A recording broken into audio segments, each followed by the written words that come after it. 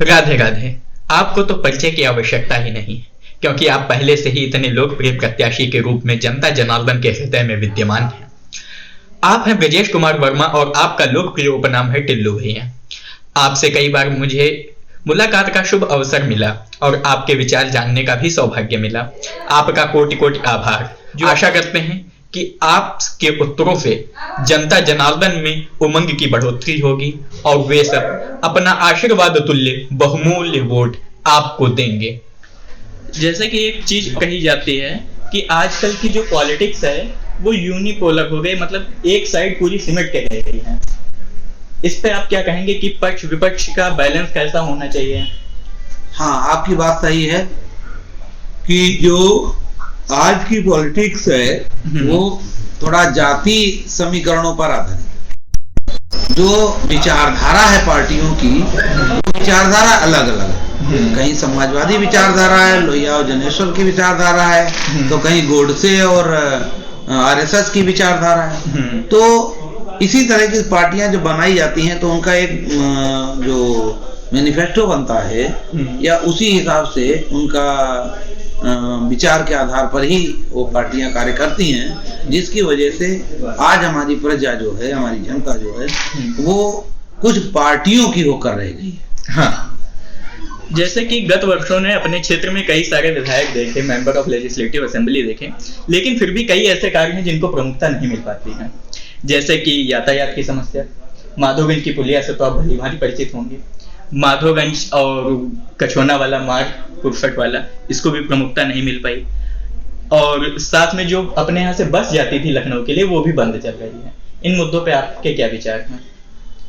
देखिए, आज की डेट में काम कम हो रहा है, फोटो खिंचाने वाला काम ज्यादा हो रहा है, नाम बदलने वाला काम ज्यादा हो रहा है। इस गवर्नमेंट ने नाम बदले हैं, दूसरे का किए हुए काम का उद्घाटन किया है, फीता काटा है और फोटो छपवाई है। यहाँ तक तो इतना कह लो कि दूसरे देशों की भी फोटो लगा के अपना काम बता दिए हैं। तो उनको अपना काम कहाँ दिखाई देगा?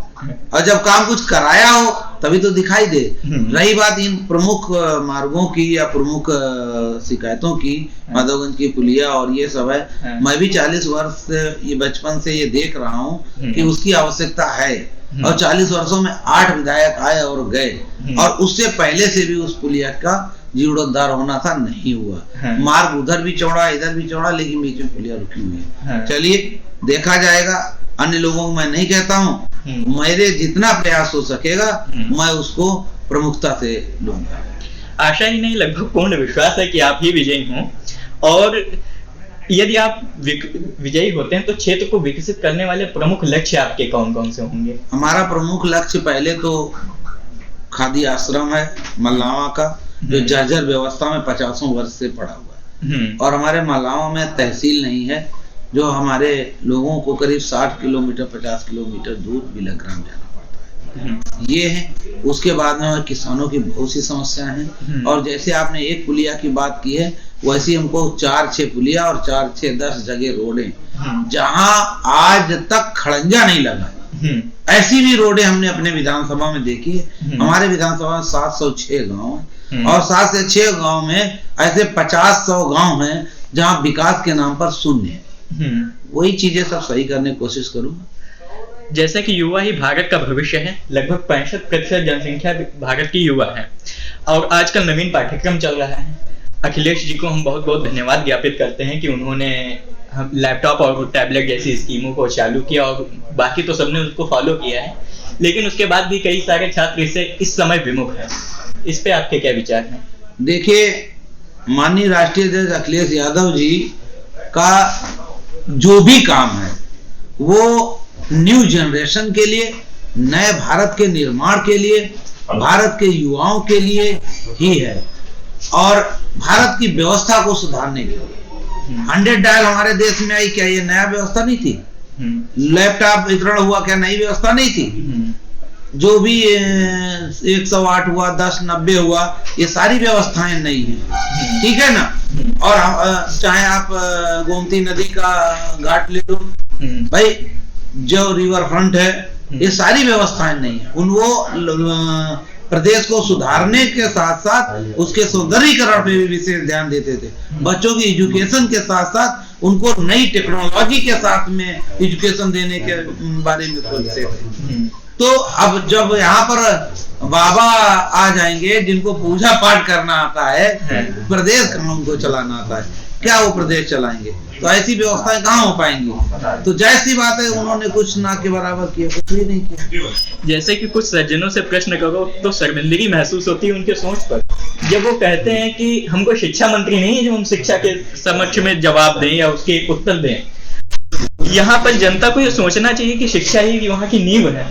फिर भी आप क्षेत्र के विद्यार्थियों को क्या ऐसा प्रोत्साहन देंगे जिससे वो शिक्षा के क्षेत्र में उत्तम प्रदर्शन करें? देखिए, हमारे देश की जो सबसे बड़ी कमजोरी है, जो ऐसी पार्टियों की सरकार बन जाती है, ऐसे लोग चुन करके चले जाते हैं जिनका खुद का कोई अस्तित्व नहीं होता है और उनको उनके लिए वो काम बना भी नहीं है। तो वहां पर शिक्षा की वजह से ही कि अशिक्षित जनता को, भोली भाली जनता को झूठे मूठे वादों में, जुमलेबाजी में बहला फुसला करके और वो सीट जीतते। और शिक्षा ही एक ऐसा माध्यम है जिससे ये इन सब चीजों पे भी अंकुश लगेगा और हमारा देश निरंतर आगे भी बढ़ेगा। क्षेत्र की जनता को आपसे बहुत सारी उम्मीदें हैं और आशा करते हैं आप समीकरण के इस बदलाव पर बहुत ज्यादा खरा उतरेंगे। इसी बात को ध्यान में रखते हुए आप अपनी क्षेत्र की जनता को क्या संदेश देंगे? अपनी क्षेत्र की जनता को मैं यही संदेश दूंगा कि देखिए, यहाँ पे किसी को पहली चीज तो रोक टोक नहीं है। कोई भी अपनी बात निडरता और प्रमुखता से कह सकता है और ये सत्य है। कोशिश करूंगा मैं राष्ट्रीय अध्यक्ष जी के पद चिन्हों पे चलूं और अपने क्षेत्र का भी विकास उसी प्रकार से करूं जैसे वो अपने प्रदेश को। अंत में मैं समस्त कुरसर नगर वासियों की तरफ से आपको धन्यवाद ज्ञापित करता हूं कि आप हमारे मेले और दंगल के कार्यक्रम में हैं। साथ ही आपने हमारे यहाँ के यज्ञ का भी शुभारंभ करवाया।